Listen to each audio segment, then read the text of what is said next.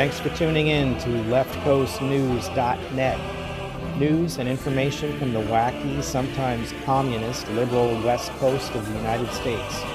For more, visit leftcoastnews.net.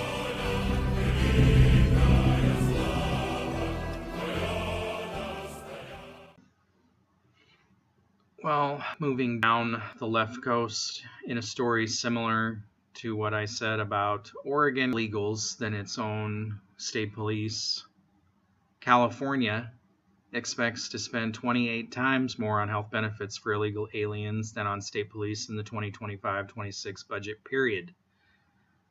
Democratic California Governor Gavin Newsom's final budget allocates $348 million to law enforcement, while the state's own budget experts in an October report estimate the tab for giving full health benefits to illegal aliens amounts to $10 billion. There's a lot of Americans in California that are hurting. A major homeless crisis. 50% of the homeless population in the entire United States is in California. I don't really think throwing money at the problem would work, but do you think maybe some of that $10 billion should be used on its own citizens, Americans in that state that are hurting? The new report by the state's Legislative Analyst's Office reveals a 35% higher figure than the $7.4 billion cost Newsom estimated in his January 2025 budget proposal.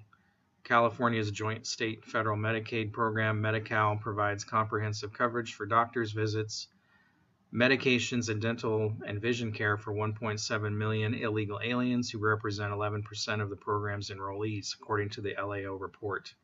Illegal immigrants' health benefits will consume a fourth, 25% of Medi-Cal money flowing from state coffers.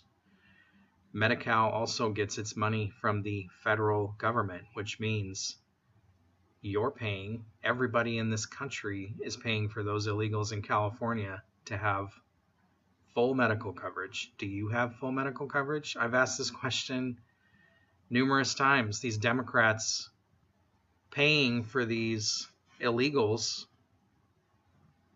to have better benefits than you do as a working, tax-paying citizen.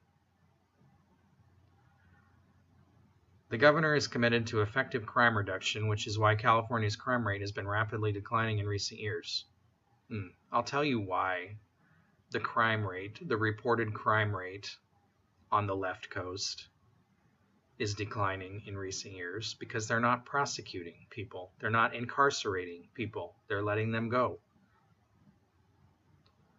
Like other states, law enforcement budgets in California are funded primarily through local funding.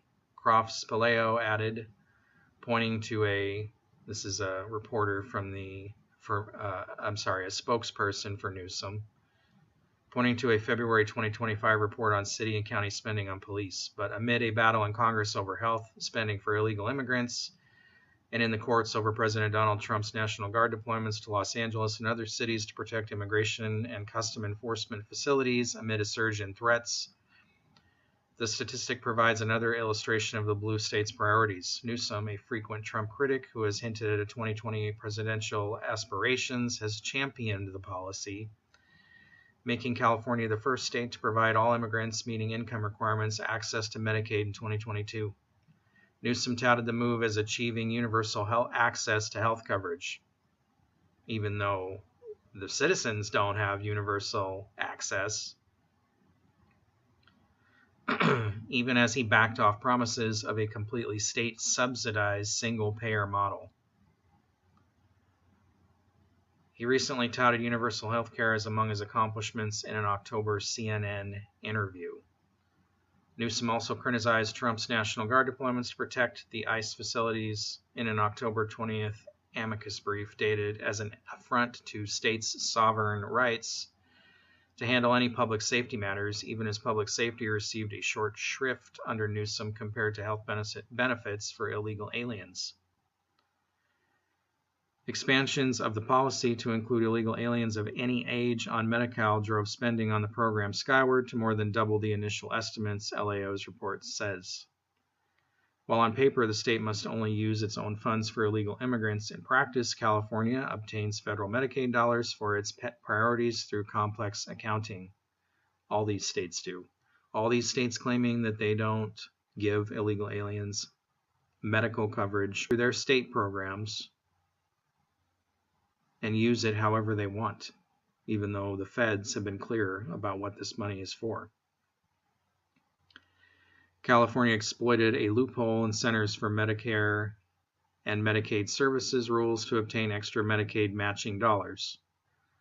Nicholas Kleinworth, a policy analyst at Paragon Health Institute, told the DCNF even former President Joe Biden's CMS said California's policy was not in keeping with the intended design of their rules. Per Paragon, a nonpartisan policy research center institute founded by Brian Blaze, former economic policy advisor to Trump.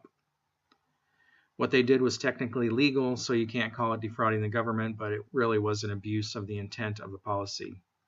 Oh, it's fraud. California Democrats finalized their plans in June. In January 2026, the state will implement a freeze on all illegal adult enrollment with the revocation of dental coverage and a reduction in certain clinic payments to follow. In July 2027, the state will introduce a $30 monthly premium and cost 90% lower than the average $650 that Californians with employer-sponsored plans pay. Socialism.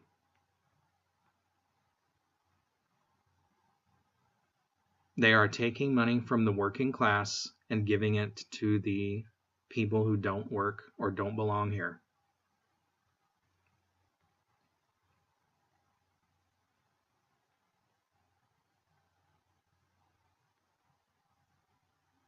Newsom dismissed criticism of California policy priorities as the product of California derangement syndrome in an October, very original, in an October Bloomberg interview.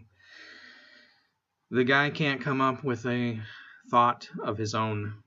He is a weasel. He is one of the slimiest politicians I've ever seen.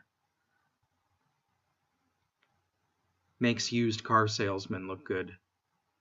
The guy is a greaseball, and he's just taking money, spending money he doesn't have. California has a huge budget deficit, but they continue to spend money they don't have. In fact, they'll spend your money from whatever state you live in and give it to illegals and make the working class pay hundreds of dollars more a month for the same coverage.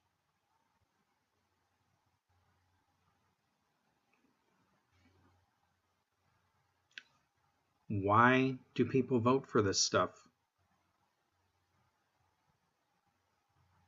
You work hard for your money, your time, your effort. Why should you struggle? Why should you not be able to go to the doctor and get treatment that you need? Why should somebody who crossed the border illegally, came into this country, be able to have full medical coverage when you and your family struggle, have to pay huge out-of-pocket expenses? Why are you okay with this?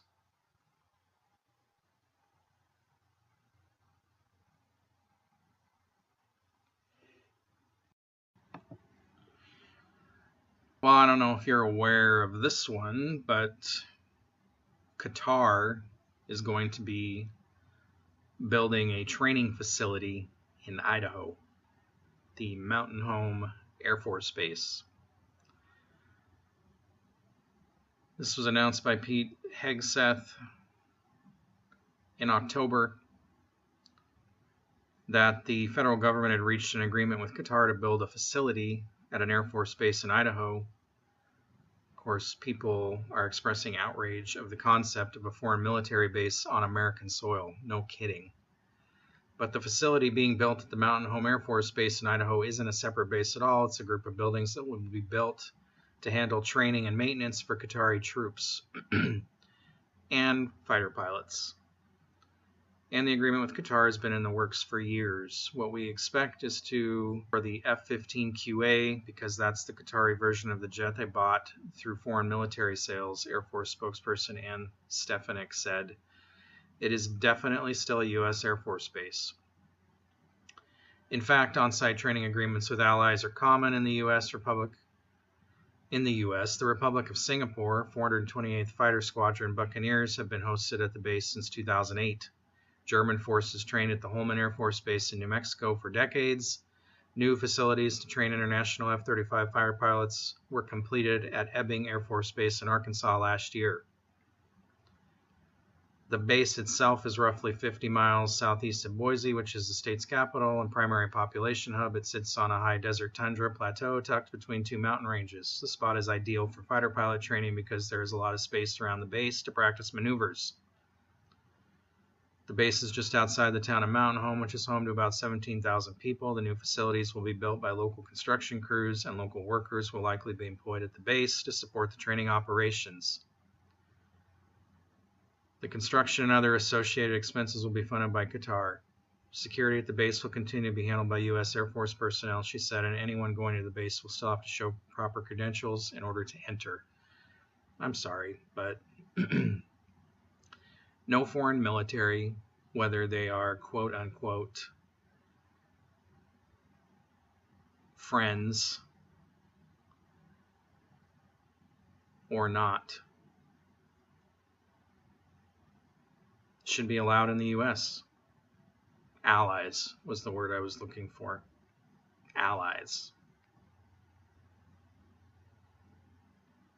This is right after Trump signs a deal for his golf courses in Qatar, right after they gift him a jet.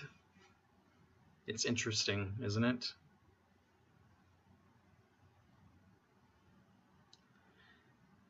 You shouldn't allow foreign military on the U.S. They can train in their own country. We can send trainers to that country just as easily than allowing them to put their military on our ground.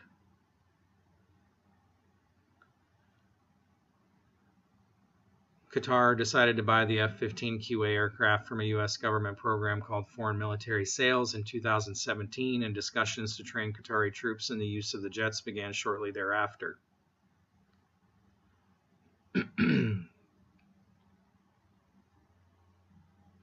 It's just disgusting. Similar training agreements have faced criticism in the past. In 2019, a Saudi Air Force officer training at the Pensacola Naval Air Station in Florida killed 3 U.S. service members and wounded several others in a mass shooting. After investigating, the U.S. sent home 21 Saudi military students after investigators said they had expressed jihadist or anti-American sentiments on social media or had contact with child pornography online.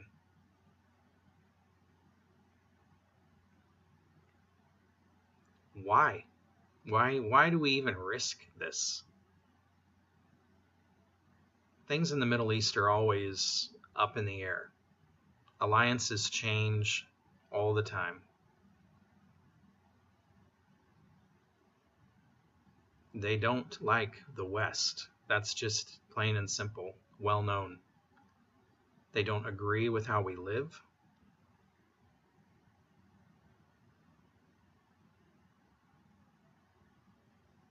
It's just disgusting that we're going to allow foreign military to be on U.S. soil. You want to buy our stuff and be trained on it? Then we'll train you in your country. You should practice flying over your own country anyway, not the U.S.